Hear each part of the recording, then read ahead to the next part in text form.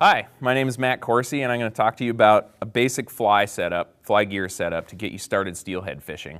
I use a single-handed rod. I like a rod in a 6 to 9 weight. This particular rod is a 9.5 foot 7 weight rod.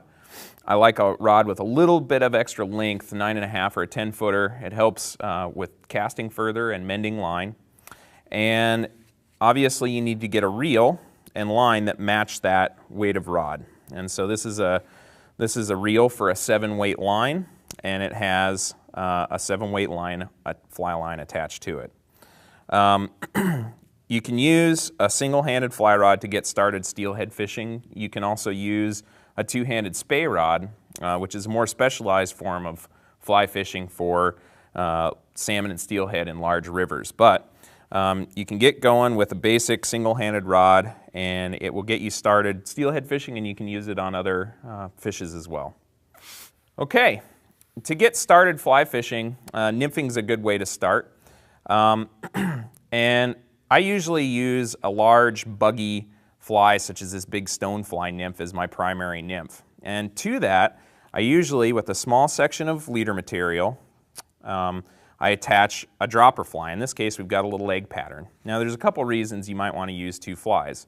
One, it puts a greater variety of patterns in the water to elicit a strike from a fish. And two, as this is drifting through the water, these 2 flies are going to be in slightly different positions, and a steelhead doesn't necessarily want to move all that much. And so hopefully you have a greater opportunity of putting those flies right in front of the fish. So we connect our primary nymph to the fly line using a piece of leader material. And the bottom part of your leader is called the tippet. And so we have, about a 16-inch stretch of tippet there that we connect to our leader. Now, our leader connection is right here. It's 2 pieces of monofilament tied together. And right above that knot, I like to put a few pieces of split shot.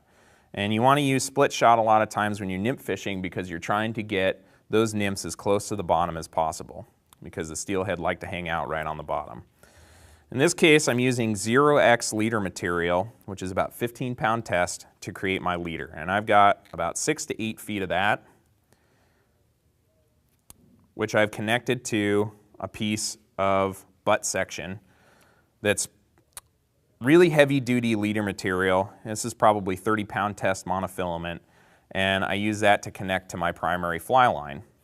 This butt section makes a really excellent place to attach strike indicators if you want to use a strike indicator. And strike indicators are really helpful because when you're nymph fishing, they do a couple of things. First of all, when this strike indicator moves in an erratic way or ducks under the water or stops in the water flow, it helps you detect that a fish has picked up your fly. And another thing strike indicators can really help with, especially if you're just starting out nymph fishing, is it creates a little anchor point on the water around which you can mend your line as you're trying to maintain a good drift in the water. And then, of course, you connect your butt section right to your fly line.